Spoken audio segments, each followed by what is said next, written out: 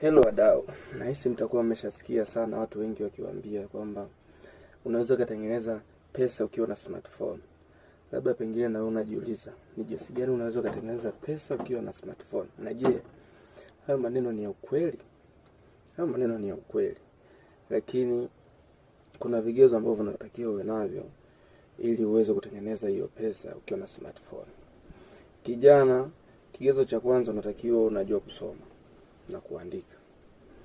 Kigezo cha pili, unatakiwa uwe na hiyo smartphone. Kigezo cha tatu, unatakiwa uwe na bando. Kigezo cha nne, ubunifu pia. Sasa ni jinsi gani unaweza kutengeneza? Kwenye hii video naomba nikufundishe njia moja ambayo unaweza kutengeneza pesa mtandaoni kwa kutumia smartphone yako. Ukiwa na smartphone, cha kwanza,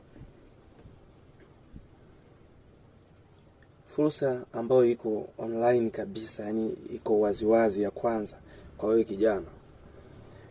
Kama unaweza kutengeneza makala, yani document, ukawa unaziposti kwenye mitandao yako yote ya kijamii.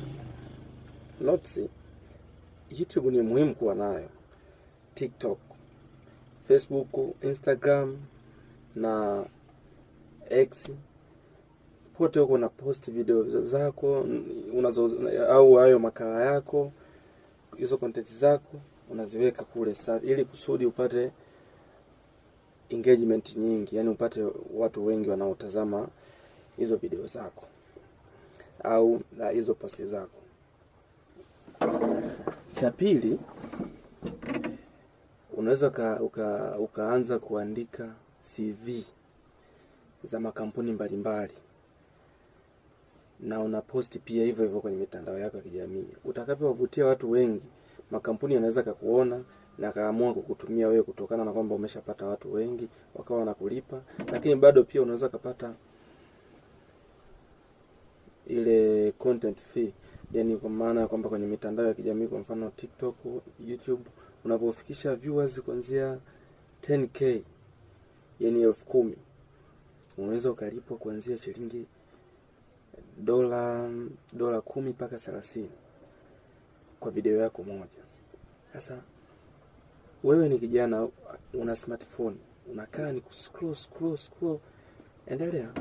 Video inayofuata nitakuelekeza vizuri, lakini usisahau kusubscribe YouTube account yangu ambayo ina full video ambayo inapatikana kwa jina la